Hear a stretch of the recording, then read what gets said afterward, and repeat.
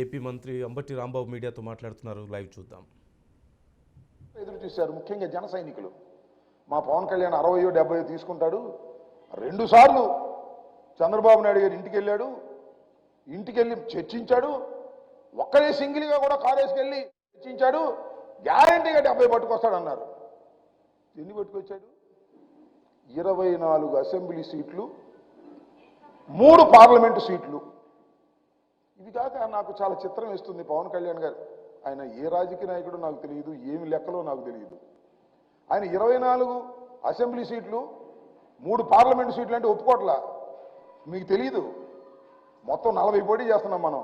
నమ్మండి జన సైనికులారా, అమాయకులు అనుకుంటున్నాడు జన సైనికులు.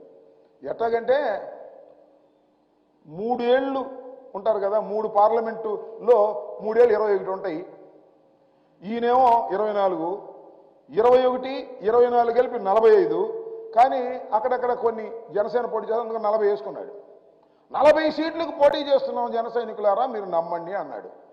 నాకు ఒకటి గుర్తొచ్చింది. అబ్బా, అదే సినిమాలో ఒక డైలాగ్ ఉంటుంది, నాకు కాస్త తెక్క ఉంది, దానికి ఒక లెక్క ఉంది అని. ఇది తెక్క లెక్క.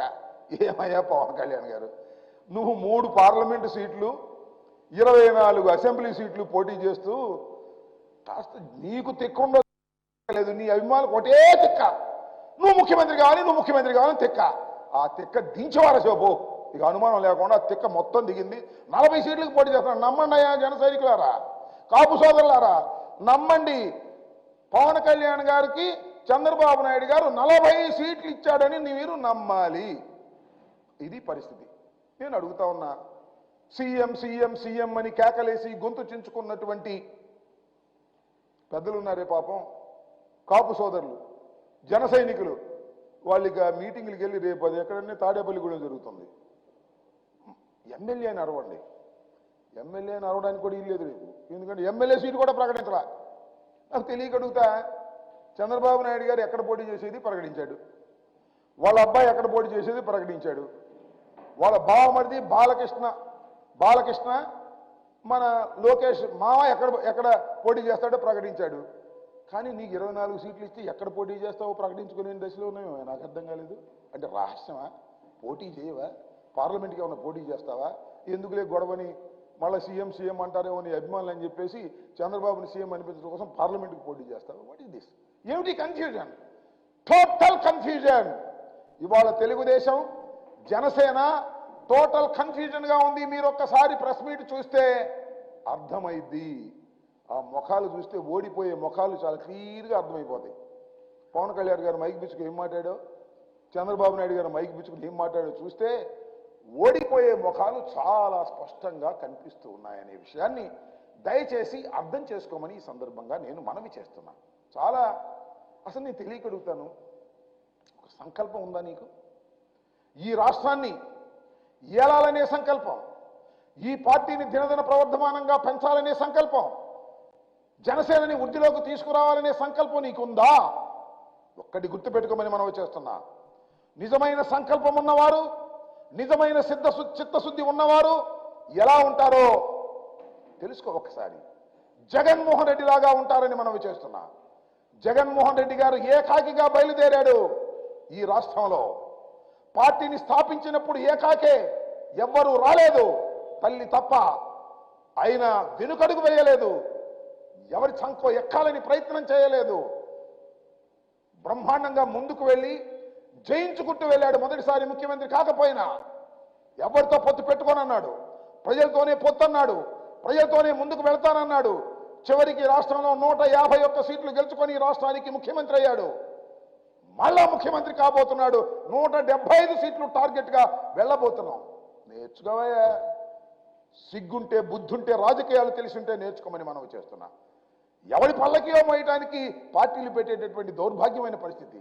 ఎంత దుర్మార్గం అంటే, పార్టీ పెట్టి సీఎం అవుతాననే భ్రమలు కల్పించి నీ కాస్ట్ వాళ్ళని, నీ అభిమానుల్ని వెన్నుపోటు పొడిచావు, మోసం చేశావు. చెప్పవయ్యా ఎందుకు ఈ గొడవ? పాపం నాకు బాగా గుర్తొస్తుంది, మన చిరంజీవి గారు చాలా సౌమ్యుడు, పార్టీ పెట్టాడు, 18 సీట్లు గెలుచుకున్నాడు. 1 కాదు 2 కాదు, 18 సీట్లు గెలుచుకున్నాడు. గెలుచుకుని ఇక రాజకీయాలను ఆవలేము అని విలీనం చేశాడు. శుభ్రంగా సినిమాలు తీసుకుంటున్నాడు.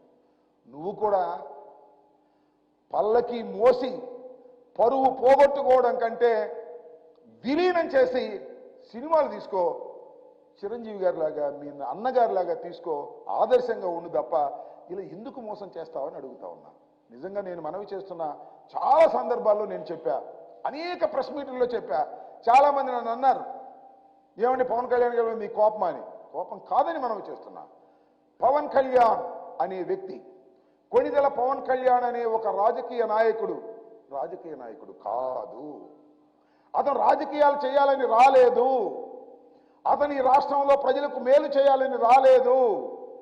అతను వచ్చింది కేవలం చంద్రబాబు నాయుడు గారిని బ్రతికించాలనేటువంటి ప్రయత్నం.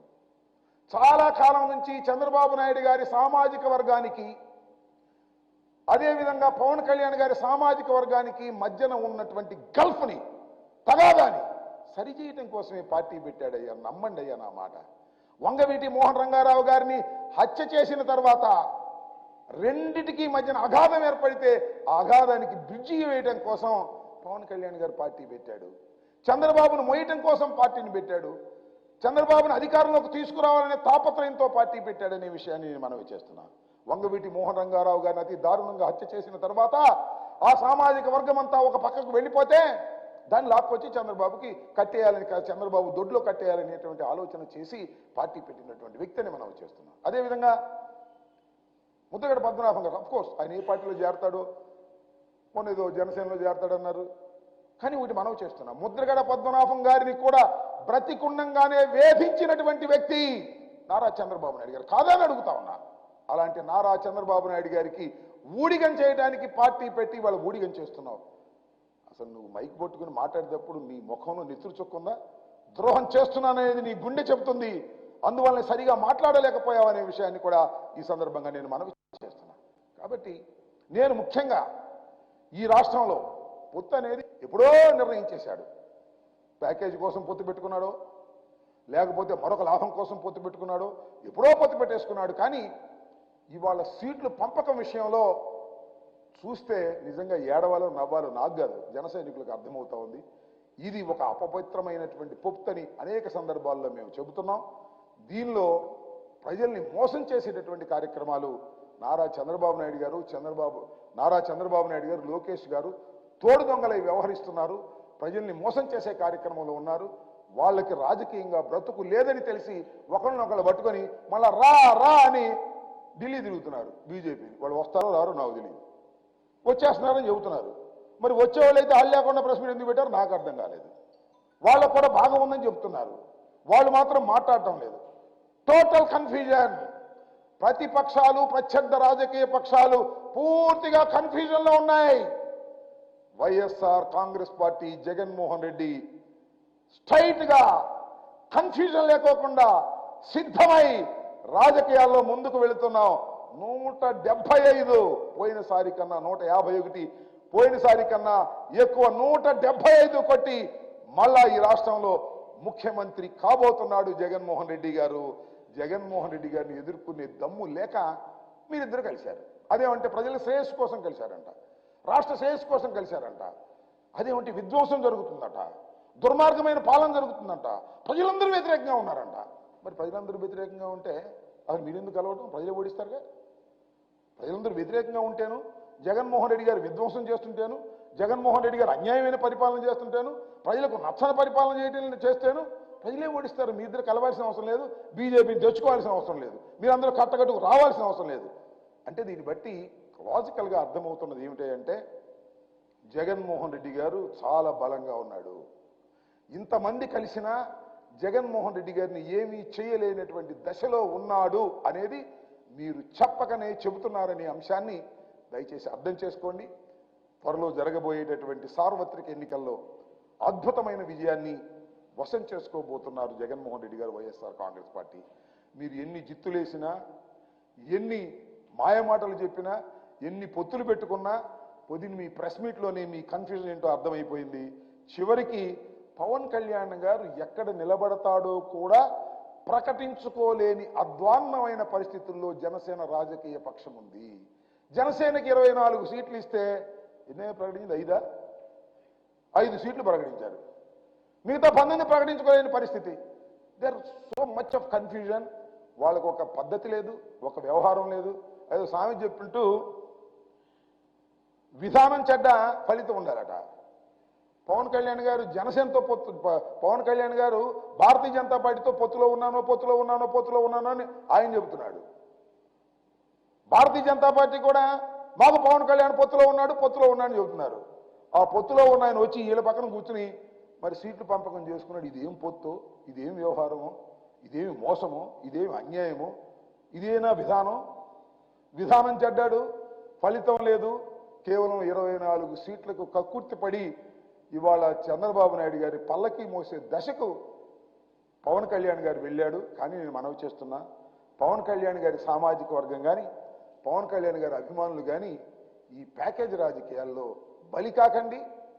ఆయన పల్లకి మోయటానికి పవన్ కళ్యాణ్ గారు వెళ్ళినా మీరు వెళ్ళకండి. వెళ్ళారంటే ఇంతే సంగతులు ఈ రాష్ట్రాన్ని సర్వనాశనం చేస్తారనే విషయాన్ని మీరు గమనించాలని ఈ సందర్భంగా నేను మనవి చేస్తూ, రాబోయే ఎన్నికల్లో జగన్మోహన్ రెడ్డి గారి నాయకత్వంలో ఉన్నటువంటి రాజకీయ పక్షం వైఎస్ఆర్ కాంగ్రెస్ పార్టీ ఎందరు కలిసి వచ్చినా, ఎన్ని కట్టగట్టుకొచ్చినా, ఎన్ని గుంపులుగా వచ్చినా వైఎస్ఆర్ కాంగ్రెస్ పార్టీ 175 సీట్లు టార్గెట్గా పెట్టుకొని వెళుతున్నాం.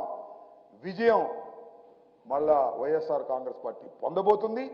జగన్మోహన్ రెడ్డి గారు ముఖ్యమంత్రి కాబోతున్నారనే విషయాన్ని ఈ సందర్భంగా నేను మీ ద్వారా వారికి చెప్పదలుచుకున్నాను. పొత్తులన్నీ కన్ఫ్యూజన్, పొత్తుల వల్ల ఏమీ ఉపయోగం లేదు. పొత్తుల వల్ల ఓటు ట్రాన్స్ఫర్ అంటున్నాడు పాపం పవన్ కళ్యాణ్ గారు. ఓటు ట్రాన్స్ఫర్ కావాలి, ఓటు ట్రాన్స్ఫర్. నీకు 25 ఇస్తే ఎందుకు చేయాలి ఓటు ట్రాన్స్ఫర్? బుద్ధి ఉండేవాడు చేస్తాడు ఓటు ట్రాన్స్ఫర్లు ఎందుకు చేయాలి? చంద్రబాబు నాయుడు గారు ముఖ్యమంత్రి కావడం కోసం నీ మాటని ఓటు ట్రాన్స్ఫర్ చేయాల్సిన అవసరం ఏముంది? ఈ రాష్ట్రానికి పట్టినటువంటి శని చంద్రబాబు నాయుడు గారని ప్రజలు వదిలించుకున్నారు. మళ్ళీ ఆ శనిని పట్టుకొచ్చి ఓటు ట్రాన్స్ఫర్ చేయండి, కాపులందరూ చంద్రబాబు నాయుడు గారికి వెయ్యండి అని చెప్పేటటువంటి దౌర్భాగ్యమైన పరిస్థితుల్లోకి వెళ్ళారు పవన్ కళ్యాణ్ గారు.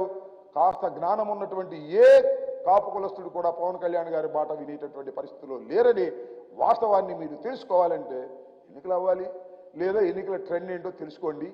100% వైఎస్ఆర్ కాంగ్రెస్ పార్టీ విజయడంకా మోగించబోతుందని ఈ సందర్భంగా మనవి చేస్తున్నాను. కేవలం 24 సీట్లు ఇచ్చి పవన్ కళ్యాణ్ గారి లెక్క 40 సీట్లు అని చెప్పి ఓటు ట్రాన్స్ఫర్ చేయించుకోవాలనే ప్రయత్నం చేస్తున్నారు. ఇది దుర్మార్గమైన ఆలోచన. ఆంధ్ర రాష్ట్ర ప్రజానీకం తెలివిగలవారు, వారు కీలెరిగి వాత పెడతారు. ఇలాంటి పొత్తులన్నింటినీ కూడా తిరస్కరిస్తారని ఈ సందర్భంగా నేను చెప్పదలుచుకున్నాను. ఇంకా ఓకే.